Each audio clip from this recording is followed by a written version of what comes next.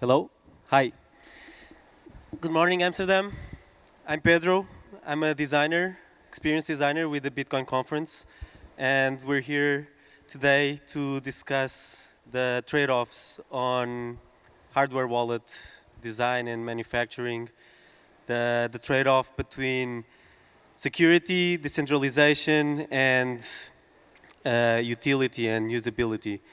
We're joined by Inverted from Foundation. We have Bastien from Satochip, Jonathan from Bitkey, and Douglas from BitBox. And I guess to get us started, I would love for each of you to explain a little bit of your role within the project and also the main differentiator and the thing that's unique about your approach. And Inverted, maybe we'll start with you. Sure. Hi. So I'm Invertedx. I work with Foundation Devices. So we are one of the Bitcoin wallets, hardware wallets company. So we have three different products. Two different mainly: the Passport Core and Passport Prime. So we have fully open source, including hardware and software, hardware wallets, and Passport Core is primarily for Bitcoin, and it supports many features and many wallets. And you can, Passport Prime is our newest generation product that we are shipping within a month. Passport Prime is like a personal security platform, so it's not just a hardware wallet. And Passport Prime will be you can use it as a security platform. You will have two-factor authentication, personal security keys, like one solution for the whole personal life, like personal security life. So you can also have Bitcoin keys, or other companies can actually include their own keys if they want to. And Passport Core is our primary product, which is specifically for Bitcoin. And yeah, it's pretty much our main products, yeah. Nice. Bastien, what about Satochip? I'm Bastien. So Satochip is a Belgium company not far from here, and we are active in the smart card field. So the product we are building is just like your bank card because we use the same technology, but for a Bitcoin purpose. Our flagship Satochip allows you to sign Bitcoin transaction using the NFC technology with a single tap on your phone or with your computer. But we also have two other products. One is called Seed Keeper and allows you to safely store and back up your seed phrase and other sensitive data. And the third one is called Satodyme, and it's a bearer smart card that allows you to exchange and gift Bitcoin just like cash. Everything we are doing is completely open source. And of course, compared to the other attendees here, we do not have a screen. We are just a PVC smart card, but with all the modern technology inside. I'm Jonathan. I'm the product lead at Bitkey. And we build a hardware wallet that is combined with some very powerful recovery services. Our product really comes from sort of our philosophy around the idea of not your keys, not your coins. And I think a lot of people interpret not your keys to be a statement about ownership, of I own my keys, now I'm all set. And we think it goes a lot further than that, where it's not just about owning your keys, it's protecting them, and protecting them from all sorts of physical attacks, digital attacks, natural disasters, accidental loss, betrayal by people in your life, or companies you trusted, or governments you trusted, and then even death and inheritance. And what we wanted to do was build a system that is robust against all of those scenarios. And so we bundle together recovery services with a hardware wallet, and we do it in a pretty novel way where we don't use seed phrases. And what that allows us to do is basically take the burden away from users, where most often when you take on self-custody, you get your hardware wallet and your seed phrase, and now you have to figure out how to protect yourself from all of those scenarios. We wanted to provide solutions targeted directly at that, and that's what we build. Go ahead, Douglas. Thanks. So yeah, I'm Douglas. I work at BitBox. I started it all 10 years ago, so this is our 10-year anniversary, which we're quite happy about. Thanks. And Yeah, and so at the beginning, I kind of did everything. Invented a hardware wallet when none were on the market. And now been able to grow, build a team. Now I'm the CEO.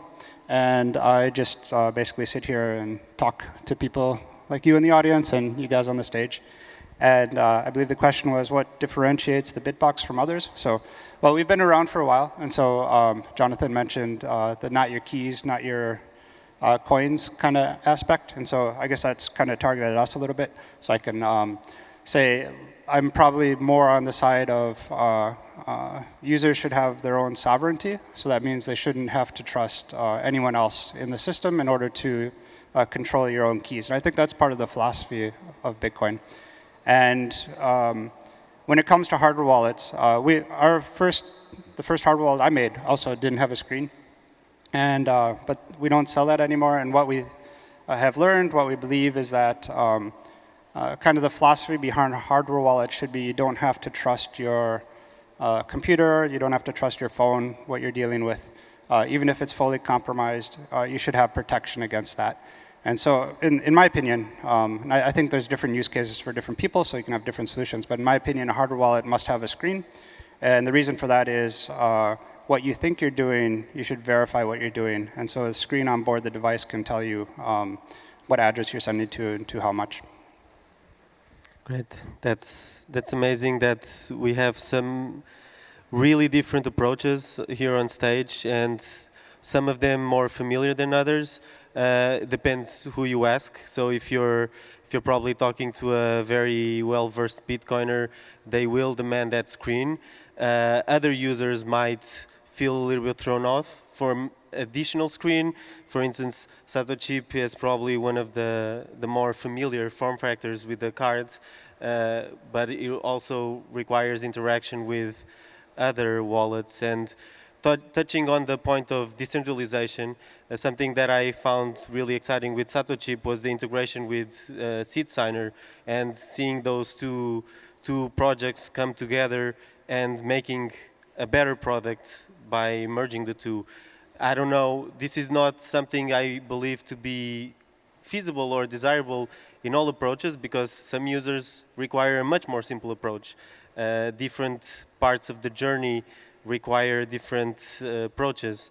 So maybe could you talk a little bit about your ideal target user? What's the average or the ideal? Who are you designing for? Maybe I can say one more thing about the screen. So I share the remark of Douglas. It's always better to have a screen. But with Satochip, the form factor of the smart card and the targeted user we try to reach with a low entry price product doesn't allow us to put a screen on the smart card. But as you said, and because the project is completely open source, we can also integrate the solution with other devices, such as Seed Signer, which is also a do-it-yourself signing device. And we can bring the best of both projects together. And we call it the scalable security. I mean, if you don't know what you are reading on the screen, because you are not keen enough to learn about Bitcoin and what you are signing, maybe it's better not to have a screen or not to pay for a screen. And then later on, when you master the security, you can put a screen on your device. But of course, it's not possible with all the hardware wallets on the market. Yeah, I'm curious to learn a little bit also from Jonathan with these big news coming from Square. I imagine that the Bitkey doesn't have a screen on the device. It relies on the screen from the app, and it's with some compromise, but it also makes the usability way more frictionless for potential users. Like, not everybody wants to be a cypherpunk. I've experienced people that actually feel more comfortable going through a little light KYC process than just jumping in right away. This is just how people think. Not everybody's yet ready to be a full staunch hold your seeds. So I'm curious, Jonathan, who is Bitkey primarily directed at? Yeah, one of the things we did when we were first designing Bitkey and trying to decide whether or not we wanted to have a screen on the device, we were thinking sort of very much along the lines of what you were saying of how do you make that trade-off between usability and security. And we did some customer research, and one of the things we found was that most people use the screen improperly. And so this is maybe a bit of a cautionary tale if you use a screen. What we found were the most common mistakes that basically make screens ineffective. Now, not to say that screens are ineffective. If you use them properly, they're powerful. But a lot of people would only check screens on big transactions, not realizing that an attack would actually be to change the amount. And so it's the small transactions that are also at risk.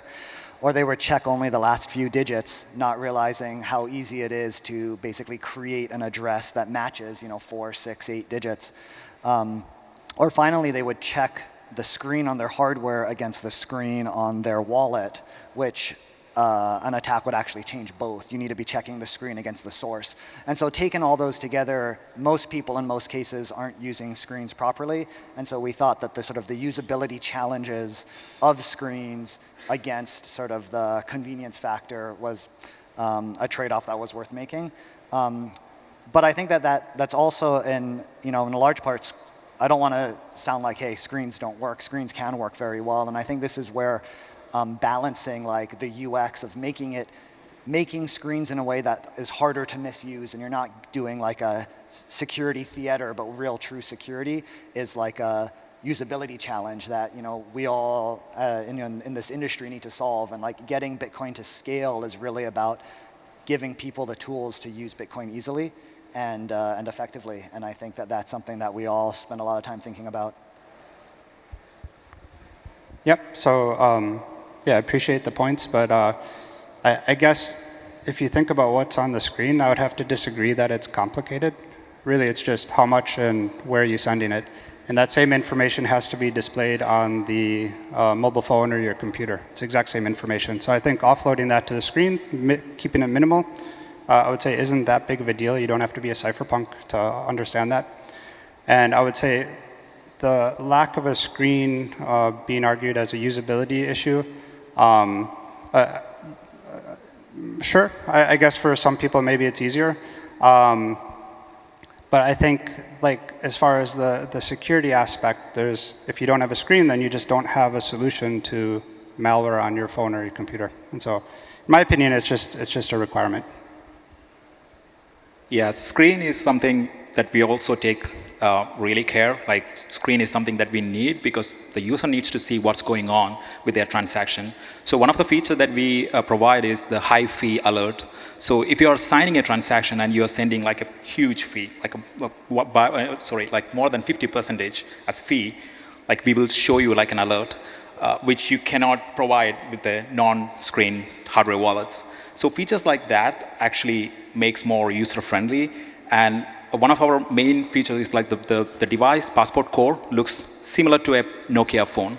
So it's easy to navigate, like if you know how to use a Nokia phone.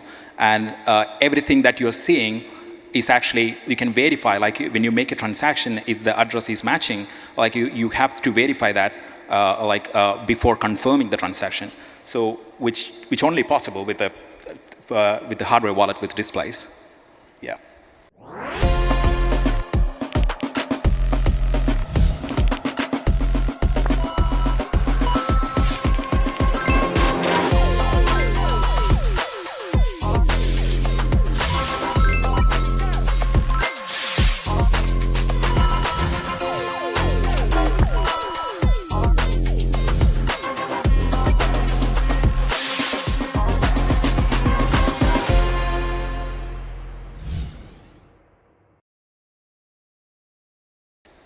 I guess my question still stands a little bit, as I think these are all valid approaches, but are all users from everybody you know in and outside of Bitcoin ready for such an experience? I've had interactions before with people that are just completely thrown off by the idea of having hardware external to their Bitcoin experience outside the phone. This is something that they're out. It's too complicated. I don't think it's complicated. I think it actually makes sovereign ownership of your Bitcoin possible. Not just simple, but possible. But some people are just thrown away from this, and I do like the fact that we have more than one approach, and there's progression to be had. And which brings me to my other question is, how do you develop your product with the developers in mind? How do you expect to interact with the rest of the Bitcoin ecosystem? How open is your system with other wallets that are not from the same brand or with other projects? Yeah. Yeah. Maybe I could jump in quickly on the first point. Yeah. And also to throw a bone for Jonathan. I don't mean to be completely against you. I think one thing you guys are doing, which is really great, is the thinking deeply about how people store backups. And I think that's been a friction point for people getting into the space. A lot of people don't feel comfortable with self-responsibility. And when you want a decentralized currency, that's kind of what's there. And so I think trying to figure out ways to do that in an easier way for people will make it easier to onboard. And so I applaud that. And I think, yeah, there's a lot of room for growth in that, which is great. I would say what we see from people onboarding is this fear of getting in. And so like when we do user test, a lot of people will say, you know, I didn't want to do it. Like I feel like I have to wait for the weekend and then just like throw my family out of the house and just spend all Sunday just focused on it. But the thing is, like, what we're really trying to do is you can set up our hardware wallet within minutes. And you don't have to write it down on a seed. You actually have a backup, which people do understand, backup on a micro SD card, which is on board the device. And I think for the people who are nervous about getting in, you know, it's a very big mind shift. But actually, the usability is not that hard. And so I would say just give it a shot, and you'll be surprised at how much easier it is. Yeah, I agree. I don't think the problem is necessarily usability. There are signs in the design, and I can't really explain it, but I'm curious if anybody has similar thoughts on this. I share this vision, especially because when you are dealing with money, and if someone onboards you on Bitcoin and say, okay, if you lose your seed phrase, you might lose everything, it can be scary for the beginners. So it's important to provide them the tools to learn why is it important to be self-custody.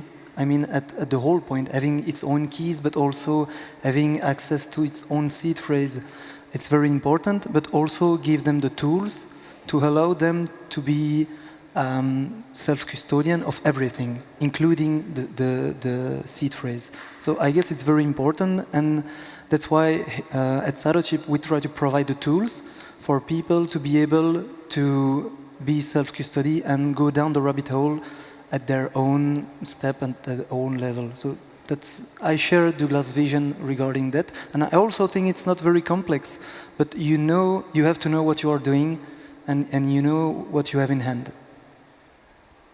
Yeah, one of the, I mean, I think this is really at the core of self-custody design, which is like, how do you give somebody full control, because that's the essence of self-custody, but also do it in a way where they're not one mistake away from losing everything. Because I think that's the real fear and the challenge, which is when you give full control, you also give full responsibility. And as long as we have, you know, custody solutions that are one mistake away from I just lost my life savings, you're going to have people gravitating to custodial solutions instead. And so I think something that I know everyone at every self-custody company is thinking about is like, how do we make this safer and easier to use? And so I think, you know, that's really, I'm sure, at the core of everyone's sort of approach. At Bitkey, what we do is our recovery systems, we have ways where you can link your Bitkey accounts to other people so that they can help you recover in case you lose everything, or to set up inheritance on your death so your Bitcoin's not lost. And I think looking at solutions in that way where they're resilient to human error and you don't expect a perfect operator. Because I think for a lot of Bitcoin's history, Bitcoin was really safe as long as you do everything perfectly. And I think we need to get to a place where you can make mistakes and still have your Bitcoin be safe.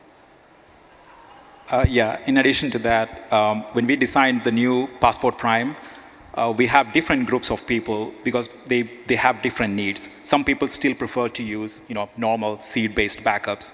So we also introduced NFC-based backups. So basically, like some users just prefer that way because it's easy, it's faster, and some people say, I don't trust this like NFC-based backups, so I just want to use the seed words. So we always offer both groups. Like you have the option to choose which way to go.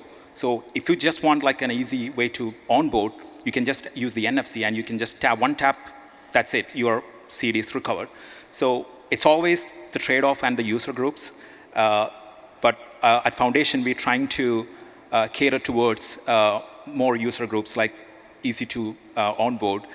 Yeah, and yeah, that's pretty much, yeah. You wanna say something, Douglas? Oh, no, I was going to maybe address your second point, which I thought was about interoperability. Exactly. I believe. And so, like, in our instance, one thing we tried to do with our hardware wallet is remove the need to trust us in as many ways as possible. And so that's why we're also open source. And we do that in a number of ways, but still there's always some kind of trust in us as a manufacturer. But we try to be open such that, if anything ever happens, you can really have accountability. I think that's maybe the best reason for being open source. And as far as interoperability, also we think that's important. We think people should have the option to be able to use like our hardware wallet with their own favorite software app, things like that. Be able to take the backup and be able to recover it into whatever wallet they want to do in case something happens to us. And so we've designed that from the very beginning. And I think, there's a trust. Like we build our own app, of course. You can use that. I think it's very easy. But if you don't want to trust that, if you're super paranoid, we also try to cater to you so you can still use the BitBox with other wallets like Sparrow, Electrum, and so on. Yeah, one more thing. So I think Douglas and our companies share the same value. Like we also don't want to have Foundation as a dependency. Like we try to make more open. Like our wallet supports almost all the mainstream wallets. And it's up to the user. They can choose whatever they want. We are not tying it to our own application called Envoy, but you can just avoid that. You can just use your own wallets. So yeah, and also Foundation is the only one company that actually manufacture in US or in the West. Like hardware wallets is completely manufactured in US, which is a plus point. And we are also fully open source, like including the hardware designs. Yeah. Yeah, one of the things, one of the superpowers that comes from Bitkey is that we tie our hardware to our wallet experience in a way that really improves UX. And one thing that makes some people uneasy is the thought of, well, what if Bitkey goes away? What if the company goes away or software goes away? And so one of the things we do is every time a wallet gets set up, we create this emergency exit kit that lets you move funds unilaterally, even if the company disappears, even if the app disappears. And so even though we don't use seed phrases, and even though our value prop is rests a lot on our recovery services, as a Bitkey user, you always have control of your keys. They're always usable, even without any of our software. And so that's this idea of being able to migrate out of the wallet unilaterally. That's the core idea of self-custody. If they're your keys, you should be able to move your funds on your own without having to trust anyone. That's Bastien, do you want to add? And maybe I can add something about open source. I think it's great to be open source. It's needed, especially for hardware devices. But it's also better if you can reproduce what you have in hand. So it's not only the code that is running on top of the device, but if you could also build the device by your own, it's always better. So you reduce the trust with a specific company. I know in the hardware field it's super complex. But if we can go in that way, that would be super great for the whole Bitcoin community. Yeah, and specifically with hardware, I know that I heard in a podcast at some point that I think Steve Lee was saying that Bitkey would potentially consider in the future, in a conversation with Craig Raw, he was talking about the potential of people using Bitkey, the device itself, with a quorum of Multi-Sig with other keys. And I think the stuff you've been developing lately with the chain code delegation, it's something that it's really interesting to use in the multi-sig context. But do you see any future where Bitkey could be used as one of the keys with, like, have a 4 or 5 with all the people here in the stage? Yeah, OK, so let me give you 2 answers there. One, which is the official answer of not being able to talk about our roadmap. But the second answer is, like, I guess my feelings and my, like, I think interoperability is super important. I'd love to see that. One of the things that we do quite a bit with our hardware is basic encryption and decryption to keep secrets safe as they're being transmitted over the internet. And so I would love to develop a basic standard across all hardware wallets to just do encryption, decryption, so that we could, all use the same endpoints to protect secrets. That's one of the barriers into making some of our core features interoperable with other wallets, or our wallets interoperable with other systems. And I would love, for that to be the case. And that being said, just to say some 20 seconds on the chain code delegation thing, we really believe a lot in progressing Bitcoin forward for everyone. And I think what's fun about these panels is even though we're selling competitor products, there's not that many people in the world who spend all day every day thinking about self-custody. So these are all we're all the same. These are our people. We're all here. And so so it's kind of nice. And so with our chain code delegation, we found a way to make multi-sig more private. And so the first thing we did was publish a bit proposal on it so that everyone can use it. And I think that that's just one of the fun things about being in the Bitcoin industry that's kind of unique, is that you're often getting really good ideas and really good innovations from competitors who were all trying to push the protocol forward and Bitcoin ownership forward in the world. So, for sure. Yeah, I think that's great. Happy to work together. I think if you look at self-custody versus custodial solutions at exchanges and things, there needs to be more people getting in, thinking about self-custody and getting into it. And I think at this stage, us working together is the best way to do that, and which would be the best for Bitcoin also. Okay, Bastien and Inverted, how do we work together? Final thoughts? I mean, each time you have to integrate a new solution with your own device using the NFC technology, you can go with Satochip. So that's the idea, either for a seed phrase storage solution or any multi-sig setup. So we are open to any partnership. Yeah, same. I mean, Passport is actually used as one of the multi-sig devices. I met a lot of people that uses Passport as one of the multi-sig devices, and yeah, love to work with people who are, and we love to implement open standards into our devices. Yeah. Great. Thank you so much, everybody. Yeah, thank you. Yeah, I'll just say, if anyone's interested in self-custody solutions, check out the booth that Pedro set up. Yeah, we have a booth called the Open Source Hub. We have all the wallets there for you to mess around, touch, and try out. And people explaining. Happy to talk about Bitcoin with you. Thank you very much. Thank you very much. Thank you.